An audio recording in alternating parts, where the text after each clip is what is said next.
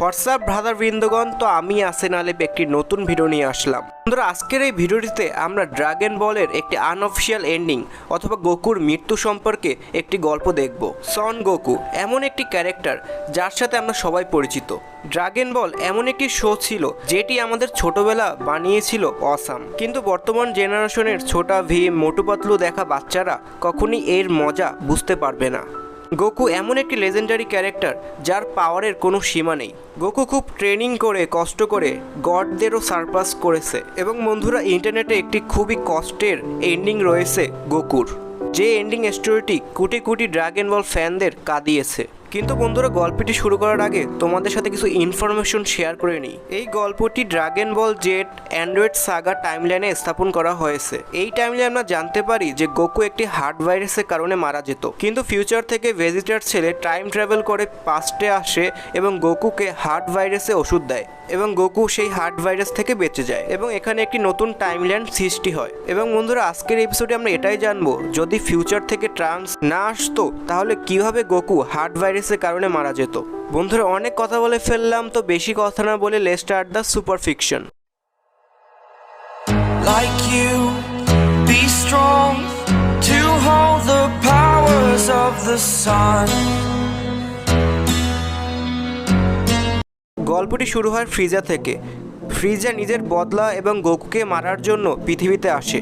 Freezer sheep পৃথিবীতে land করার পরই ফ্রিজার সাথে দেখা হয় পিকোলোর। ফ্রিজা পিকোলোকে মেরেই ফেলবে এমন সময় গোকু ইনস্ট্যান্ট ট্রান্সমিশন করে পৃথিবীতে আসে এবং ফ্রিজা কিছু করার আগেই গোকু সুপার সাইনে ট্রান্সফর্ম হয় এবং গোকুর প্রথম আঘাতেই ফ্রিজার টুকরো টুকরো হয়ে যায় এবং মারা যায়। পিকোলো গোকুর পাওয়ার লেভেল দেখে একদম অবাক। পিকোলো গোকুর দিক তাকায় এবং পিকোলো মনে মনে বলে, বর্তমানে আমার সামনে যে ব্যক্তিটি রয়েছে সে হচ্ছে পৃথিবীর সবচেয়ে বেশি পাওয়ার। এরপর 2 বছর কেটে যায়। আমরা দেখতে পাই পিকোলো ট্রেনিং করছে এবং হঠাৎ গোকু কোথা থেকে এসে পিকোলোকে বলে, আমি তোমার সাথে ফাইট করতে চাই। পিকোলো রাজি হয়ে যায় এবং ফাইট শুরু হয়।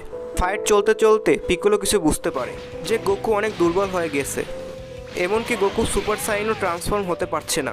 এরপর পিকোলো গোকুকে একটি ঘুষি মারে এবং বলে, গোকু, তোমার হার্ট খুবই দুর্বল হয়ে গিয়েছে, এরকমই চলতে থাকলে তুমি বেশি দিন বাঁচবে না।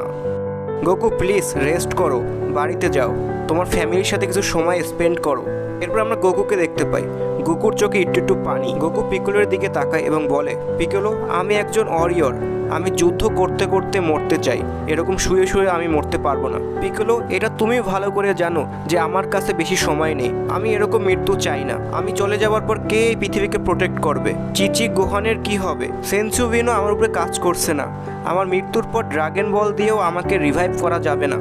ড্রাগন বল সিরিজে এই হয়তো প্রথমবার গোকুকে এত দুর্বল এবং এত ইমোশনাল দেখানো হয়েছে। এসব কথা শোনার পর পিকোলো আর কথা বলে না। কিছুক্ষণ পর পিকোলো বলে, বাড়ি যাও গোকু, তোমার শেষ সময়টুকু চিচি এবং গোহানের সাথে কাটিয়ে নাও। এরপর কয়েক মাস চলে যায়। আমরা গোকুর বাড়ি দেখতে পাই।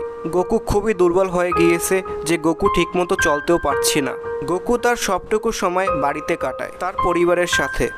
সময়ের সাথে সাথে গোকু আরও দুর্বল হয়ে পড়ে।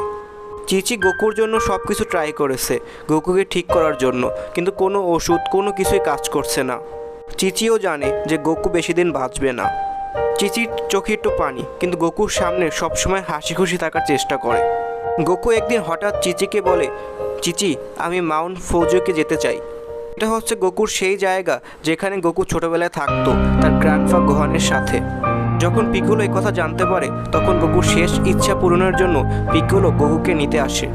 চিচিও আর গোকুকে আটকায় না এবং গোকু যাওয়ার আগে চিচি গোকুকে শেষ বিদায় দিয়ে দেয়, কারণ চিচি জানতো গোকু আর ফিরে আসবে না। এর কিছুদিন পর আমরা গোকুকে দেখতে পাই। গোকু খুবই দুর্বল হয়ে গিয়েছে আগের তুলনায়।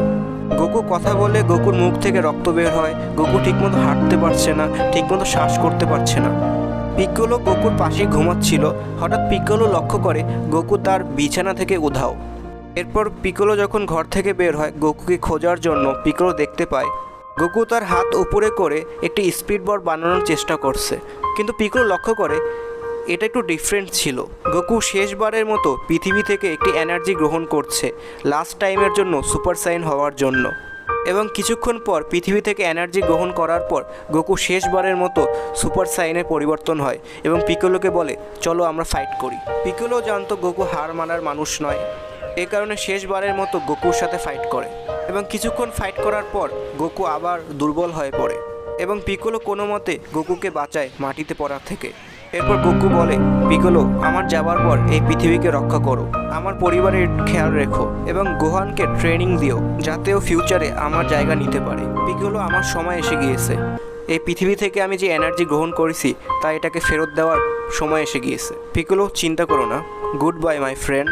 কথা বলার সাথে সাথে গোকু হাসতে থাকে এবং হাসতে হাসতে গোকু আস্তে আস্তে উধাও হতে থাকে এবং গোকুর চোখের সামনে ওর পুরো জীবনের স্মৃতি ভাসতে থাকে এবং কিছুক্ষণ পর গোকু সম্পূর্ণ এনার্জিতে কনভার্ট হয়ে যায় এবং পৃথিবীর সাথে যুক্ত হয়ে যায়। পিকোলো জানতো এখন আর কিছু করার নেই, এটাই গোকুর এন্ডিং এবং পিকোলো কোনো কথা বলে না। পিকোলো চুপচাপ থাকে এবং আমরা দেখতে পাই পিকোলোর চোখ থেকে 1-2 ফোঁটা পানি পড়ছে এবং বন্ধুরা এখানেই গোকুর এবং এই গল্পের এন্ডিং হয়।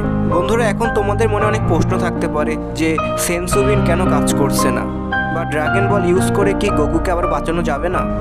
এছাড়া গড অফ ডিস্ট্রাকশন, বিরাস এবং উইস কোথায়?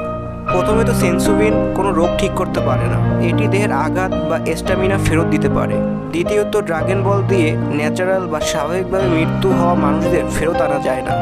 এবং 3 নম্বর প্রশ্নের উত্তর হচ্ছে এই টাইমলাইনে এখন পর্যন্ত গোকুর সাথে বিরাস বা উইসের দেখা হয়নি। এবং বন্ধুরা তোমরা যদি গল্পটি ভালো লেগে থাকে তাহলে ভিডিওটিতে লাইক দাও এবং কমেন্ট করো এবং বন্ধুরা বাংলাদেশে অ্যানিমি প্রচার করার জন্য একটু ট্রাই করো, কারণ এই ভিড়, মোটু পাতলু, ছোটা ভীম তোমাদের চাইল্ডহুড নষ্ট করে দিচ্ছে। প্লিজ চেঞ্জ করো এটা। বন্ধুরা thank you for watching this video. Good